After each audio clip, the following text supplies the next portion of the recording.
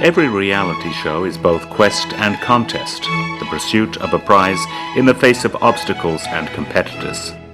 Here we invite you to join us in the ultimate reality show, The Search for God, the prize without price. This is David Aikman, author and former journalist with Time magazine. Does God exist? Does the cosmos have an all-powerful, infinitely intelligent creator? For centuries, scientists and philosophers have debated this fundamental question to no avail. But now, in this reality show about reality itself, a team of renowned explorers make a historic breakthrough. Their quest takes us from the fiery birth of the cosmos to the inexplicable genesis of life on planet Earth, and finally, the sudden appearance of self-conscious, language-using Homo sapiens. Each participant is a celebrity in his own right. Each brings a unique perspective. They are indeed some of the world's foremost authorities on the interface of science and religion. A highlight of the show is a series of astonishing pronouncements from the best-known academic atheist of the past 50 years, Professor Anthony Flew of England. Over the decades, he has published over 30 books attacking belief in God and debated a wide range of religious believers, starting with C.S. Lewis in Oxford.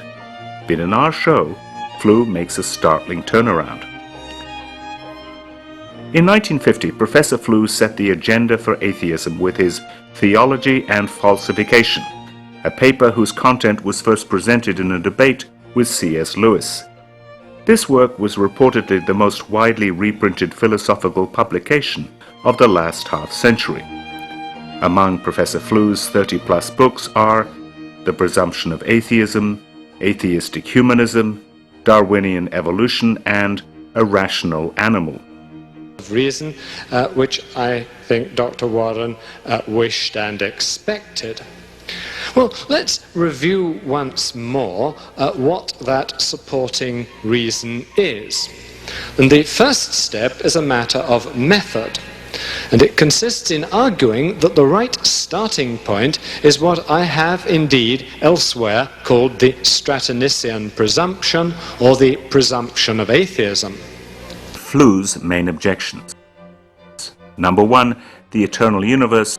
Well, certainly I am inclined to believe that the universe was without beginning and will be without end. Indeed, I know no good reasons for disputing either of these suggestions.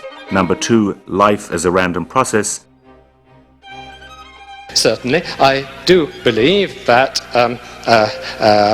living organisms evolved over an immeasurably long period of time from non-living. And number three, the idea that God is a self-contradiction. I know there is no God. The second thing which I need to say is I know that people feel, not only Dr. Warren, that I've not really been offering any reasons for being an atheist. I'm afraid I think that I have. I mean, you may well think they're not good enough, but I think that I have. In the in the two things that I've been saying about the first stage in any systematic apologetic. If, after all, the things that are said about this proposed being are contradictory, then to say that there is such a being, thus and thus described, is like saying there's a round square or an unmarried husband. And if this is so, this is a frightfully good reason for saying there's no such thing. It's exactly the sort of reason we have for saying there's no such thing as a married bachelor and so on. The subject of our show is what might be called the new story of science.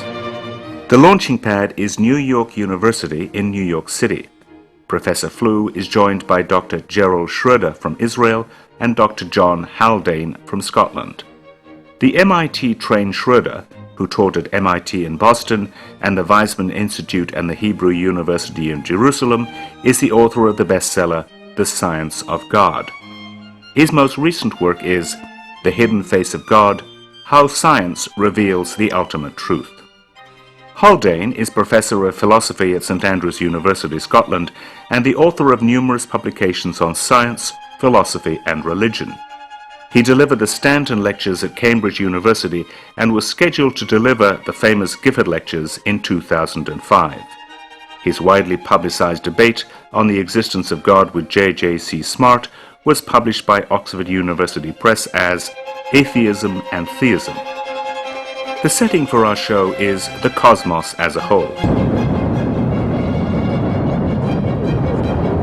The liftoff date is May 7th, 2004. Our explorers are the thinkers joining us here, and our journey takes us to the origins of the universe, life, and humankind. Where did the universe, the longest-running reality show, come from? How did life and reproduction and consciousness emerge? What gave rise to our minds, to our ability to conceptualize and understand and use language? Are we intruders in the universe who will be voted off or fired? Or are we meant to be here? And what does modern science tell us about all this? This reality show is truly about reality. In fact, it is about the ultimate reality, which is another name for God.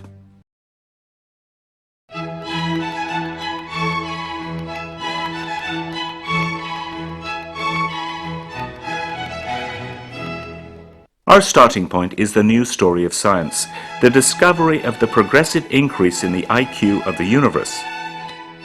The IQ of the universe has progressed.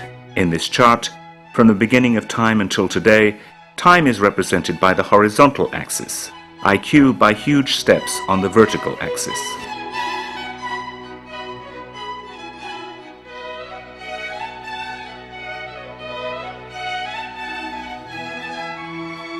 We know today that the history of the universe is a story of quantum leaps of intelligence, the sudden yet systematic appearance of intrinsically intelligent systems arranged in an ascending order.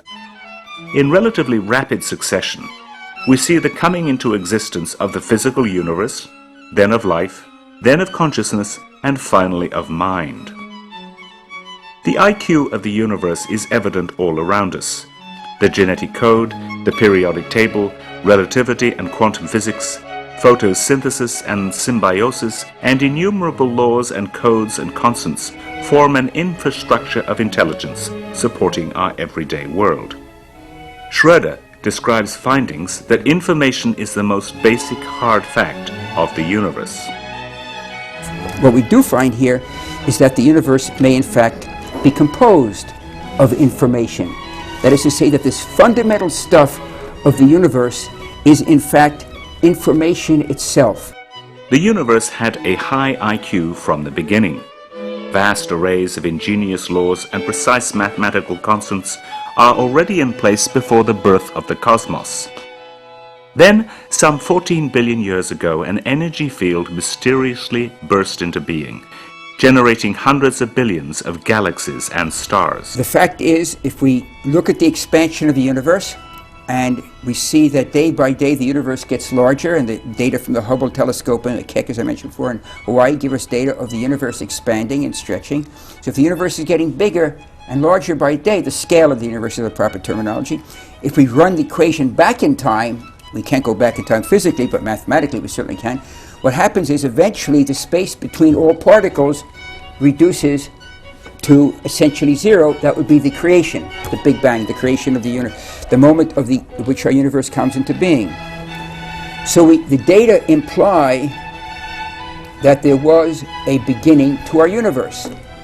The question is what we can't see outside or before the universe, but the question would remain then, is this a willful act or not?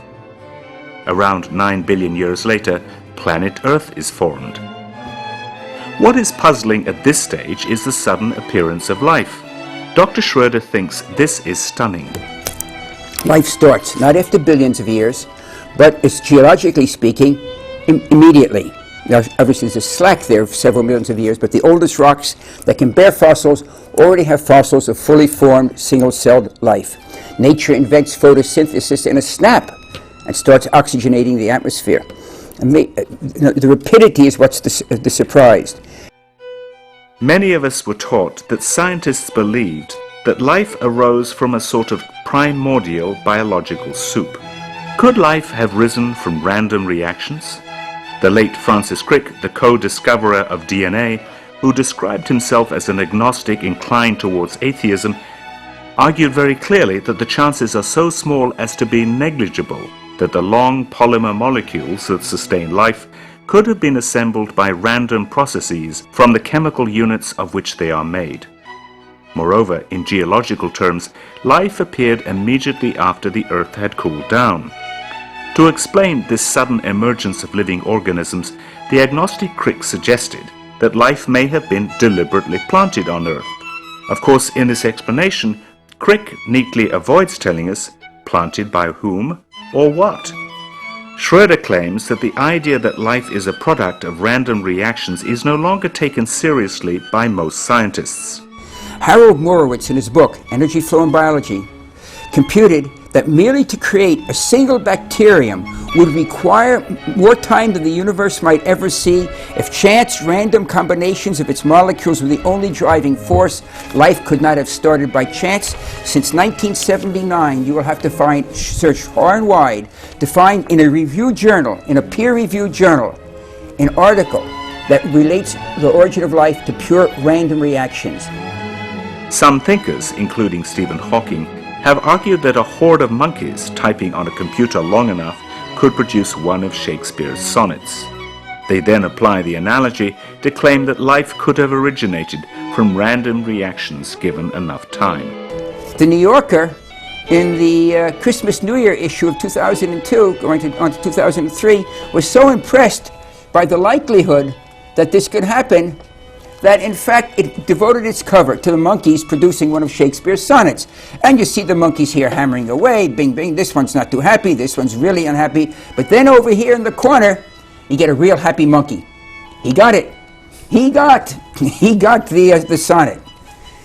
Now, it's interesting to go through the numbers to see how that works, but it's so accepted that a year or so, well, the Times of London, Friday, the 9th of May, 2003, has an article, Much Ado, but monkeys failed the Shakespeare's test. Monkeys failed, so what's the much ado? The National Council of Arts was convinced to give a 2,000 pound sterling Arts Council sponsorship to a project in which a computer would be placed in a monkey cage with 6 monkeys. Okay, you got to get there. So they get this. They put the keyboard. I don't think they put the whole computer in because that'd be too dangerous. They probably put the keyboard in and shielded the wires and had the wire to go out of the cage into where the readout would be. It stayed in there for a month. They produced about 50 pages of hammering away. But the article is very interesting because the person, this woman that was in charge of the article when writing this up for the interview, said it was quite amazing and quite disgusting, in fact, how the experiment worked. First of all, when the monkeys were confronted by the computer, they tried to eat it. Then that didn't work, so they used it as a toilet, which she said was a real problem because she was the one in charge of cleaning up the mess afterwards. But they produced 50 pages without a single word. Without a single word present of all this typing. So how can that be? I mean, how can it possibly be? I mean, the shortest word in the English language is one letter. So they must have hit an A or an I, even if it wasn't capitalized, from time to time. But of course that wouldn't be a word, would it? Supposing you have Z, Q, W, A, V, W, the A isn't a word. What you have to have for the word to be randomly produced is spacebar, A, spacebar. In other words, even a one-letter word requires 3 acts in sequence: space, A, space, to isolate the A from the other lines of gibberish that are coming out. If you think there were, let's say, 30, 25, probably about 30, 35 key positions on the computer, probably more, but just pulling a number 30 out of the air, the 26 languages plus space bars plus the @ symbol, the number, let's say 30 or possibly closer to 40. Well, the likelihood of getting that letter then is 30 times 30 times 30. Well, 30 times 30 is 900, times another 30 is 27,000. The likelihood of getting a one-letter word by random typing is 1 chance out of 27,000. What's the likelihood of getting a Shakespeare sonnet? Now, I wouldn't use this as a parallel for life, but that's what we get out of the most widely sold science book ever written, The Brief History of Time. What's the likelihood of getting a Shakespeare sonnet by hammering away. Well, I went to MIT, so I'm not supposed to know too much about sonnets, and I don't, but I knew enough to learn where to look. Shakespeare's complete works. All the sonnets are the same length. They're by definition 14 lines long. I picked the one that I knew the opening line for. Shall I compare thee to a summer's day or evening? I don't even know. In any event, I counted the number of letters. There are 488 letters in that sonnet. 488 letters. What's the likelihood, forgetting spaces, what's the likelihood of hammering away and getting 488 letters in the exact sequence that says, shall I compare thee to a summer's eve? And then going on through this. Well, the likelihood of, let's say it's S-H-A-L-L. So if you had a bag with 26 letters in it, you reach in and you want to pull out an S, the likelihood is 1 chance out of 26. If you have 2 bags, each with 26 letters, and I want to get S-H because I'm going to S-H-A-L-L, shall, 26, 1 out of 26 for the first bag, 1 out of 26 for the second, so that's 26 times 26. The A, 1 out of 26, keep adding. What you end up is 26 multiplied by itself 488 times. Or, in other words, 26 to the 488th power. Or, in other words, in base 10, 10 to the 690th. The number of particles in the universe, not grains of sand, I mean particles of protons, neutrons, electrons, muons, is about 10 to the 80th. We're talking about 10 to the 600th. That's 10 to the 80th is 1 with 80 zeros after it. 10 to the 690th is 1 with 690 zeros after it. There's not enough particles in the universe to write down all the trials. You'd be off by a factor of 10 to the 600th. If you took the entire universe and converted it to computer chips, the universe weighs approximately 10 to the 55th grams mass energy. So 10 to the 55th, 10 to the 56th. So we'll take 100 universes, 1,000 universes, 10 to the 60th. Huge, ultra massive universe, which cannot be that heavy, because it would have collapsed on itself immediately. And turn that entire universe, not just the Earth, the entire universe, forget the monkeys, into computer chips, each one weighing 1/1,000,000th of a gram. And have each computer chip able to spin out 488 trials, let's say, 1,000,000 times a second, which is about the speed, because eventually you get the problem of just transferring of information to run this out. If you turn the entire computer chip universe into these microcomputer chips, and the computer chips were spinning 1,000,000 times a second, a sonnet, but random letters, the number of trials you would get since the beginning of time would be 10 to the 90th trials. It's off again by a factor of 10 to the 600th. You will never get a sonnet by chance. The unit would have to be 10 to the 600th times larger. That's a billion until you get to the 600 times larger, or older by 10 to billion. It doesn't happen. Yet the world just thinks, what's the problem? We'll get the universe. We'll get the monkeys can do it every time. Schroeder emphasizes the point that we know when life arose, but not how. The universe is tuned for life, not tuned for the starting of life. That's not at all clear. We don't have any idea at the moment how life started. Speculations yet? Yes, but how inert matter became alive, that's a complete unknown at the moment. However, once life gets started, we see clearly from the fundamental constants of the universe that, in fact, the universe is tuned for life. Every living being, from the first bacterium to the largest dinosaur, is an autonomous agent that generates energy, reproduces and processes information using an incredibly intelligent symbol processing system, DNA. Life is a manifestation of intelligence written in the language of DNA. DNA is the computer software that constructs and maintains cells, determines the sequence of amino acids in every protein, and contains the genetic information transmitted to future generations. DNA is transcribed into RNA. RNA is translated into proteins. Proteins are just as fascinating as DNA. Proteins have the extraordinary ability to assemble themselves without external intervention. Every cell in the body, other than sex and blood cells, makes 2,000 proteins every second from hundreds of amino acids. To repeat, this happens every second. But this process is so complex, says Scientific American, that a supercomputer programmed with the rules for protein folding, would take 10 to the power of 127 years to generate the final folded form of a single protein with just 100 amino acids. And yet, what takes a supercomputer trillions of years takes seconds for real proteins. Note that life was fully formed when it first appeared, with all its essential properties, from DNA and proteins to replication. What about the origin of species?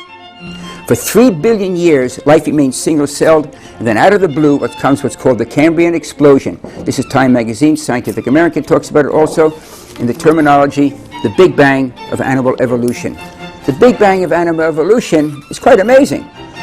It's described quite succinctly in Scientific American that every phylum that exists today came into being simultaneously. There are approximately 34 animal phyla. All of those 34 appear in the fossil record in a strata called the Cambrian explosion. Simply, here's Chordacta. That's our first formation in our phylum. It's primitive fish. These are the first insects, the trilobites, and they are mollusks, and all together, all the 34 appear out of the blue. 3.8 billion years ago, 3.6, 3.7, approximately 3.8 billion years ago, water forms, life begins. For 3 billion years, life remains one-celled. Then out of the blue, the Cambrian explosion produces this menagerie of life. It is not simply the simultaneous appearance of all the animal body plans that is striking. Suddenly, the most basic form of consciousness, eyesight, visual consciousness, emerges across the board. In that life, already are eyes. Every phylum that has eyes today appeared in the fossil record for the first time with eyes. In seeing, a mechanical stimulus is transformed into a nerve signal that is sent to the brain and then converted into a conscious state. Despite decades of scientific study, the bridge between these two worlds, the external stimulus and the corresponding sense perception, remains as much a mystery today as ever. The philosopher Karl Popper noted that the emergence of consciousness in the animal kingdom is perhaps as great a mystery as the origin of life. A central mystery in origin of life studies is the origin of reproduction. In his book, What Remains to be Discovered, Sir John Maddox, the editor emeritus of the journal Nature, noted, "The overriding question is when and how sexual reproduction itself evolved. Despite decades of speculation, we do not know." And yet, reproduction is almost always overlooked in origin discussions. But in this show, it is a key part of the plot. Because what we've got to try to explain is how it is we get from inanimate, lifeless matter, which does not reproduce itself, to a situation of entities that do. Because reproduction brings onto the scene something that wasn't there before. Well, what they're going to have to try to do is say that what preceded reproduction was sufficient, was enough to get reproduction going, but wasn't itself reproduction. Because, of course, if it was itself reproduction, then we've just pushed the question one stage back. We're back to that old regress problem. We're trying to explain the origins of reproduction, and so we can't explain the origins of reproduction in terms of things that are already reproducing. So what people will start to say are things like this: well, we've got maybe proto-reproduction. That is to say, we've got certain chemical physical reactions that are not themselves reproductive, but they're on their way to being reproductive. But this really isn't an explanation, it's just a cheat. The fact of the matter is, either we've got reproduction or we haven't got reproduction. If we have reproduction, we don't seem to be able to explain it out of something that isn't already reproducing. And if we have reproduction already, then we haven't yet explained it. The very first forms of life that reach us today already had to have the ability of reproduction. Mm-hmm. Reproduction is purpose-driven. Reproduction isn't casual. The idea of reproduction, the purpose-driven, of preserving the species and moving it forward. Mm-hmm. So already these forms of life had purpose behind them, which indicates something fairly significant. So why would early life even have considered, as it was in quotes, considered reproduction? If you didn't know you were going to die, why bother worried about reproduction? Humans happen to know that at the end of this chapter, there's an end. It's called death. That may not be the end of life, but death is the end of the chapter of this aspect of life. Well, why would the early first forms of life have thought of this? I mean, did they know they were going to die? Did a bacterium know it was going to die? Finally, our journey brings us to ourselves, the new race of self-conscious language users. The next origin question is so ingrained in our daily lives that we never give it a second thought. Consider what you've been doing up to this point. You've been watching this program and its participants and weighing their arguments. They've been talking to you with certain codes we call language, and you've been decoding their linguistic symbols to understand what they are trying to say. So we ask, how did language arise, and how did we acquire the capacity to use it? The atheist evolutionist Richard Dawkins says quite bluntly, there doesn't seem to be anything like syntax in non-human animals, and it is hard to imagine evolutionary forerunners of it. Equally obscure is the origin of semantics, of words and their meanings. Further, we ask, who does the understanding when we hear someone? Is it your brain cells, or is it you? And where are you located? In some part of your brain, or elsewhere in your body? Harvard brain scientist Steven Pinker said in How the Mind Works, the I is not a combination of body parts or brain states or bits of information, but a unity of selfness over time, a single locus that is nowhere in particular. How did language and conceptual thought arise? Language is a system of codes that conveys meaning through symbols. The activities of coding and decoding, of seeing meaning, are irreducibly immaterial. Syntactical language is unique to human beings, found even in ancient civilizations and instinctively mastered by children at a very young age. But scientists cannot explain the origin of language or the jump from primitive to syntactical language. The nature of language as the expression of conceptual thought calls for an explanation that is ultimately only going to be available if there is an intrinsic source of mindedness that, in creating beings, communicates that ability, that intellectual ability or power to those beings. So, how do we account for the IQ of the universe? Many of the greatest scientists of all time, from Newton to Einstein to Heisenberg, found it inconceivable that a purely material matrix, formless and randomized, can generate undeniable intelligence. In their view, the intelligence of the universe, its laws, points to an intelligence that has no limitation, a superior mind, as Einstein put it. Certain it is a conviction, akin to a religious feeling, of the rationality or intelligibility of the world lies behind all scientific work of a higher order. This firm belief, a belief bound up with a deep feeling and a superior mind that reveals itself in the world of experience, represents my conception of God. As they saw it, only an infinitely intelligent mind, the mind of God, can serve as a source of energy, life, consciousness, and rationality, and the laws of nature. Underlying the IQ of the universe is the God matrix. This was for them the summit of scientific discovery. In other words, of all the great discoveries of modern science, the greatest is God.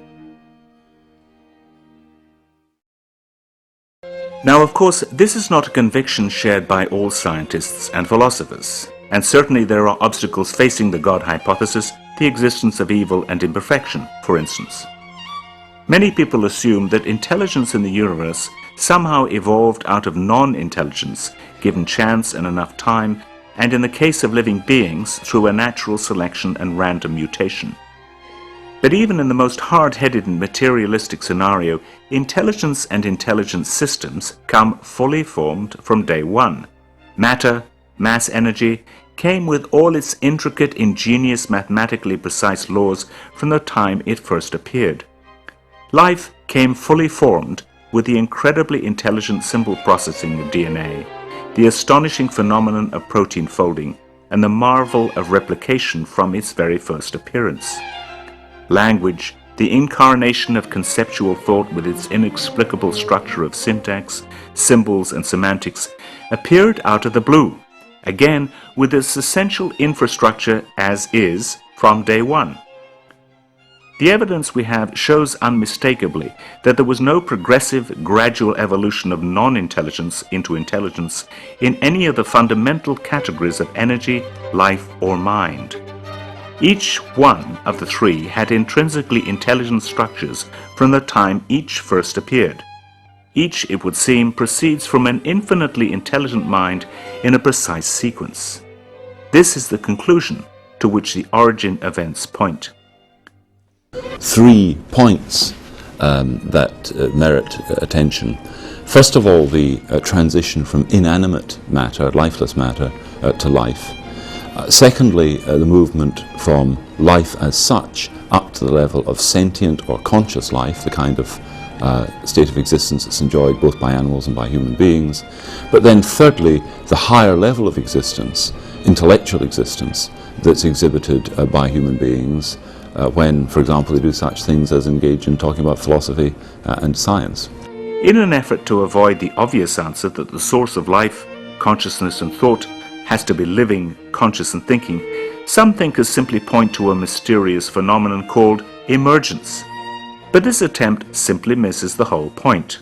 What some people have wanted to say is this: well, over the history of the universe, what's happened is that when matter gets to a certain level of complexity, there emerges this a further level. So matter becomes organized in certain ways, and then that leads to life. Life pops up, as it were, gets added to the stack.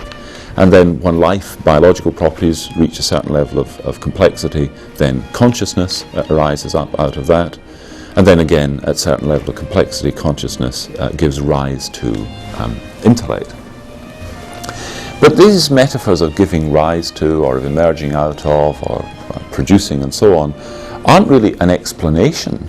They're just a description of the thing that needs to be explained. So, what does Antony Flew think of the new story of science? This will be our concern in the next segment.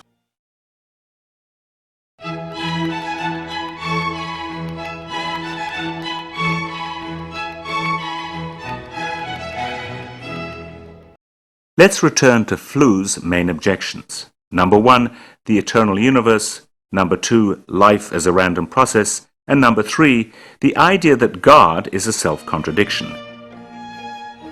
My point is that all questions about the truth of Dr. Warren's system and all questions about the truth of any of the innumerable rival accounts of powers and purposes behind and above the universe should start with the presumption of atheism. And the presumption of atheism, like the presumption of innocence in the British common law, concerns the burden of proof. It's not an assumption that something is the case, it's a thesis about the burden of proof. It is the claim that, if we are rationally to proceed above and behind the universe to some story about the supernatural and the transcendent, then we need to have some positive good reason to believe in this story. If we're going to go behind and beyond what's common to all sensible people of any religion or of none, then we need some good reason for making whatever bold conjecture it is proposed that we should make. What does he think today of the origin of the universe? The Big Bang Theory relate to such an existence of ordered intelligence in the world? Where I and my lot do differ from all the others is that we reject the whole idea of any transcendent reality behind or above the universe. We start and stop with what is common to all men of all religions and none. That is to say, we start and stop with the universe itself, with the everyday world of common sense and common experience, and with those hidden mechanisms of that world which are progressively revealed by the advance of science. And we reject all transcendent supernatural systems, not because we've examined or could have examined each in turn, but because it does not seem to us that there is any good evidencing reason to postulate anything behind or beyond this natural universe. When I first met the Big Bang theory as an unbeliever, it seemed to me this made a big difference because this did at least suggest that the universe had a beginning, and hence that the first sentence in the book of Genesis is related to an event in the universe. You know, if there had been no reason to think that the universe had a beginning, there would have been no need to postulate something else which produced the whole thing.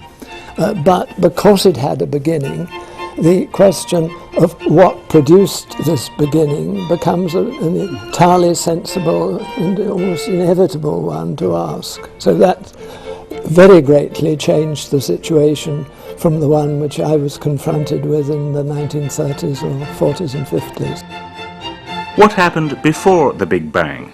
Some cosmologists today speculate that our universe may be one of numerous other universes. But this doesn't solve the problem, as Flew points out. Because if the existence of one universe requires explanation, the explicit multiplicity of universes requires a much bigger explanation. You know, the problem is increased by a factor of whatever is the total number of universes. What about Flew's views on the origin of life? Matter. Well, yes, certainly. I do believe that living organisms evolved over an immeasurably long period of time from non-living. And let's take some examples. Let's consider the inordinate complexity of the human eye, and then say, who made it all? Well, if you just consider the most obviously available evidence, the answer is no one made it, it growed. About the reproductive system, I'm a bit surprised to find Dr. Warren talking about the human reproductive system. I know it's all a bit fashionable in the presidential debates and all that, but after all, the human reproductive system is not the right thing to refer to if you want to say men, so to speak, couldn't appear without special creation. It's to refer to the way in which we all know that human beings do appear. And if special creation involved, it was a long time ago. But, you know, immediately human beings appear in a way that's all too familiar and which we describe as the facts of life. Professor Flew, in your view, does modern science indicate the existence of an outside intelligent active in this universe? Yes, I now think it does, almost entirely because of the DNA investigations. What I think that the DNA material has done has shown by its almost unbelievable complexity of the arrangements which lead to produce this being, that intelligence must have been involved in getting these extraordinarily diverse elements to work together.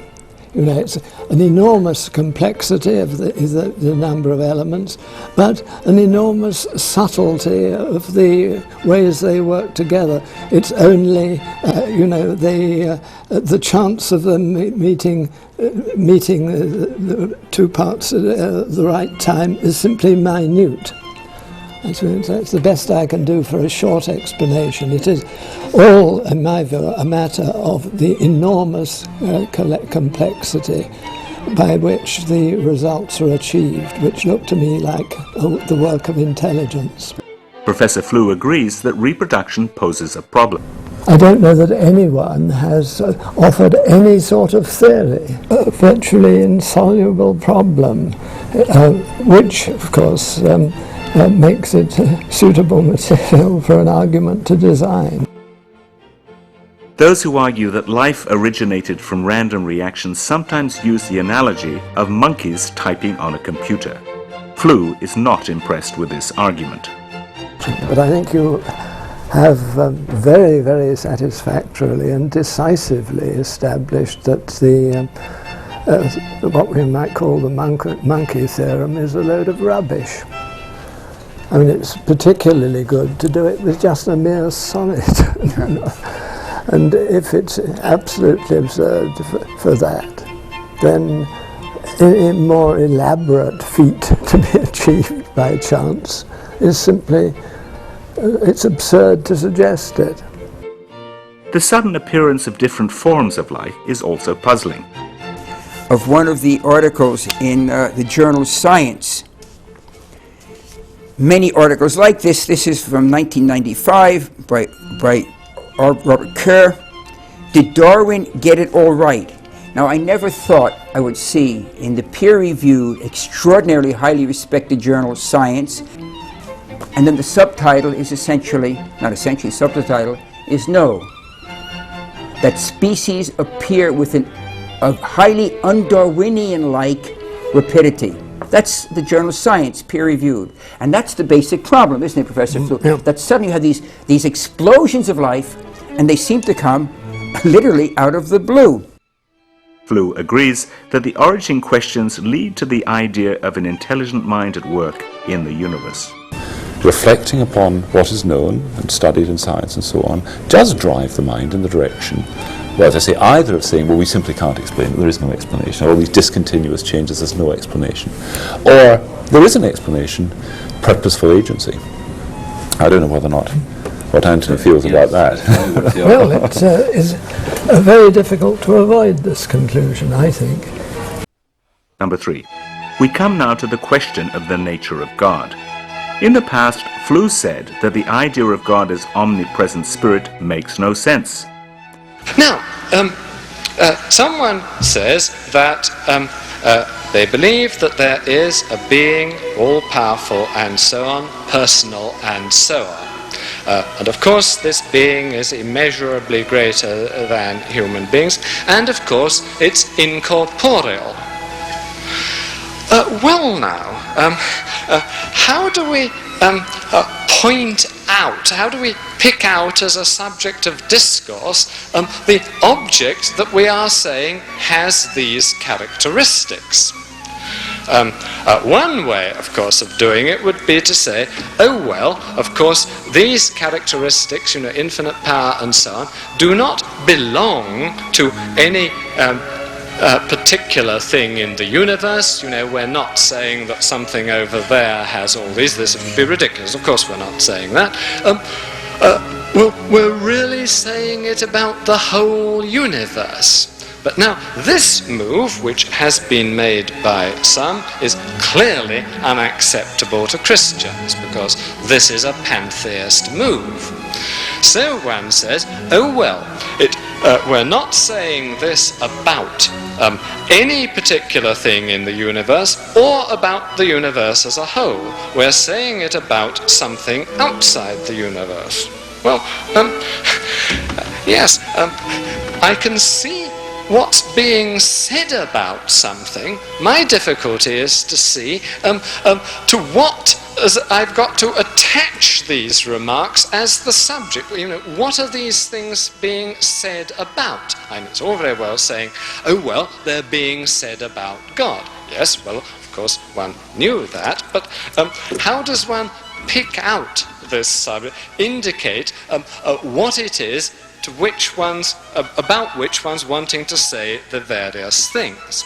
What does Flew now think of the idea that God is self-contradictory? I think that perhaps a way of approaching this would be to think about what we mean when we say that somebody has effects. I mean, it might be said, for example, of a major American corporation that their influence reaches throughout the world. Yeah. Now, I think you would have to be naive to suppose that what that meant was that somehow, literally, there was extending out from the headquarters in New York or something of that sort, these sort of tentacles. What we would mean when we said that their influence reached out throughout the world was that those people in that office in New York, let's say, could bring about effects throughout the world. They could, for example, by investing in shares or divesting of shares, have effects on the economy of remote parts of the world. So what we're really saying is that they're present, their influence is present, not by their being there, but by their effects being there. So the understanding of God's omnipresence, it seems to me, should be given in the following way, that to say that God is omnipresent throughout nature is not to say that God is spatially present throughout nature, but to say there is no part of the cosmos that is beyond God's influence, that God's effects are everywhere in the cosmos. Now, I don't know, does that help at all? I think it does extremely well, yes. Yes, I think that. Some success there. Oh, absolutely, yes. Flew makes the significant admission that the existence of evil does not disprove the existence of God. I'm not sure that either party should make the whole question of the existence of God depend on this unwarranted or warranted evil. According to Schroeder, nature, in fact, gives some indication of God's interest in us. Author Roy Varghese joins the panel. God then is interested enough in the universe, having wound up the energy forces, then to force that to become alive. So there's a step further into, suddenly we have an involvement in this creator beyond the Big Bang creation. You could say, well, we've been running on the energy for the last 15 billion years of one puff called the Big Bang, and that's it. But when we see this type of emergence, that the graphite, the paper comes together and somehow etching the outline for a drawing appears, then something is present in the universe that goes beyond the creation, and then that possibly makes it more difficult to have the concept of an uninterested God. Because first you get the idea, God can just run the universe, puts the universe online, it goes, then it steps back. Then suddenly we find this great, tremendous problem of getting life and reproduction. So you say, okay, so God had the interest in starting the universe, and now God, for some reason, has an interest in starting life within the universe. So now we've got God further downstream in the universe and more intimately involved. It becomes more difficult to extract that concept now from God being active in the life it created, because God, if you take life as being an emergent property that would not be predicted by looking at the properties of protons, neutrons, and electrons, which you wouldn't, yet one mixture gives you a grain of sand and the other gives you a mixture. The identical protons and neutrons give you the brain of an Einstein, and one gives you a lump of sand. So clearly there is this emergent reality. So now you've gotten God so intimately connected with the universe, having, let's say, started life, even if it's just bacteria, but it's hard to see how it goes beyond it. Just simple life. Well, now we know that God's interested in the universe beyond just winding it up. So now the fingerprint is there. Does that imply almost a necessity to assume then that God is actually interested in the life that it made? Clearly, this thing we call God was interested in the universe enough to make it become alive.